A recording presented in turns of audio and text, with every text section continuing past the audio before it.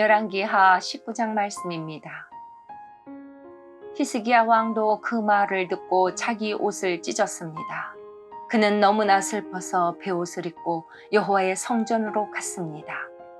히스기야는 엘리야김과 셈나와 나이 든 제사장들을 아모스의 아들인 예언자 이사야에게 보냈습니다. 엘리야김은 왕궁 관리인이었고 셈나는 왕의 서기관이었습니다. 그들은 모두 베옷을 입고 이사야에게 갔습니다. 그 사람들이 이사야에게 말했습니다. 히스기야 왕께서 이렇게 말씀하셨습니다. 오늘은 슬픔과 심판과 부끄러움의 날이요. 마치 아이를 낳을 때가 되었는데도 아이를 낳을 힘이 없는 여자와도 같소. 아시리아 왕이 랍사게를 보내어 살아계신 하나님을 조롱했소. 당신의 하나님 여호와께서도 그 말을 들으셨을 것이요. 당신의 하나님 여호와께서도 그를 책망하실 것이요. 그러니 살아남은 이스라엘 백성을 위해 기도드려 주시오. 이와 같이 히스기야의 신하들이 이사야에게 오자 이사야가 말했습니다.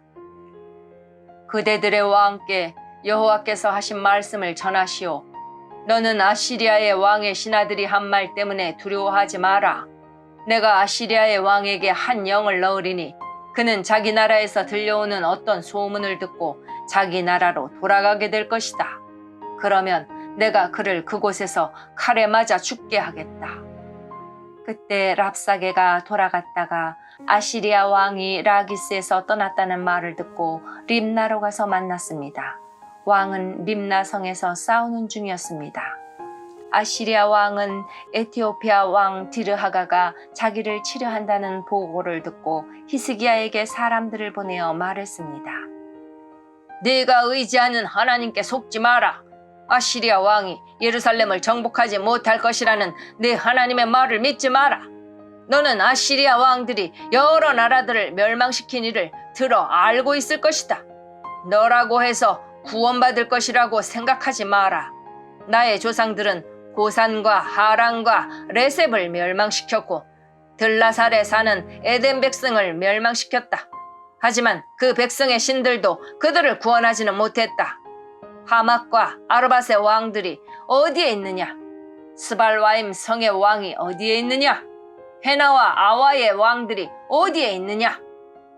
히스기야는 사신들이 보낸 편지를 받아 읽고는 여호와의 성전으로 올라가 그 편지를 여호와 앞에 펼쳐놓았습니다.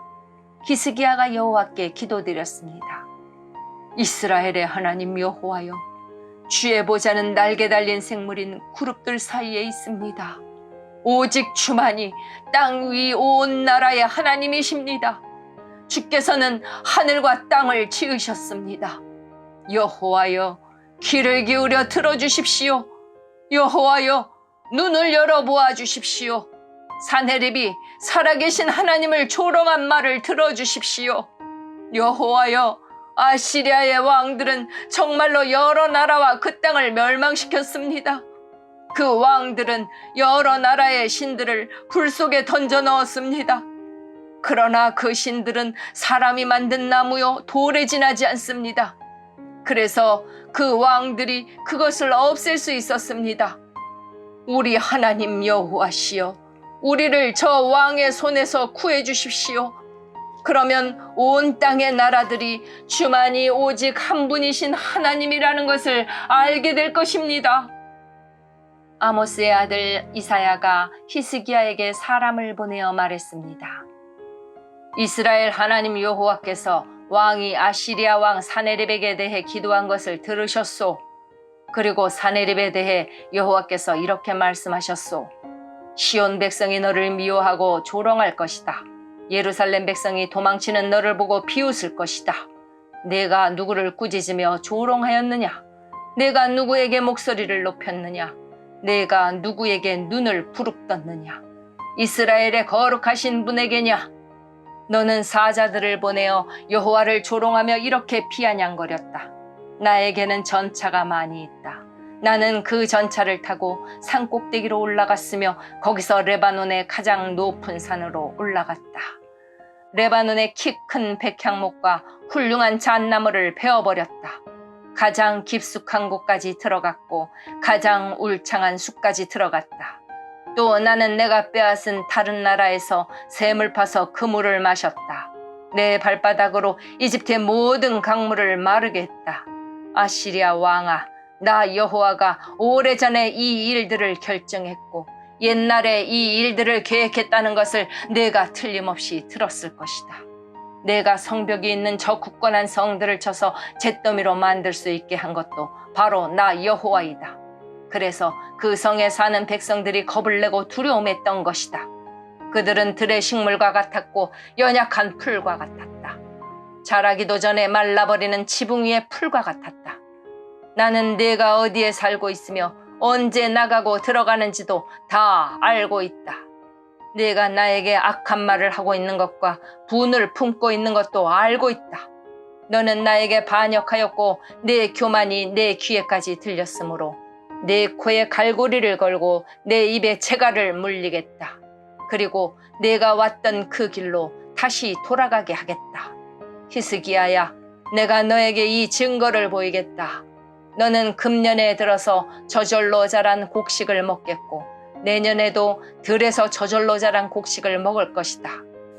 그러나 3년째 되는 해에는 심고 거두며 포도밭을 가꾸어서 그 열매를 먹을 것이다. 유다 집안에 남은 백성은 뿌리를 내리고 튼튼하게 자라나서 많은 열매를 맺게 될 것이다. 예루살렘에서 살아남은 사람이 나오겠고 시온산에서 살아남은 사람이 나올 것이다. 나 여호와는 열심으로 그 일을 이룰 것이다. 여호와께서 아시리아 왕에 대하여 이렇게 말씀하셨소. 그는 이 성에 들어오지 못한다. 그는 화살 한 발도 쏘지 못하며 방패를 가지고 가까이 오지도 못하고 성을 공격할 흙 언덕도 쌓지 못할 것이다. 그는 왔던 길로 다시 자기 나라로 돌아갈 것이다. 그는 이 성에 들어오지 못한다. 이것은 나 여호와의 말이다. 나를 위해 그리고 내 종 다윗을 위해 이 성을 지켜 구원해 주겠다. 그날 밤에 여호와의 천사가 아시리아의 진으로 나아가서 아시리아군 18만 5천 명을 죽였습니다.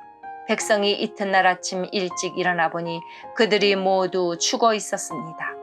그리하여 아시리아 왕 사네립은 그곳을 떠나 니느웨로 돌아가서 그곳에 머물렀습니다.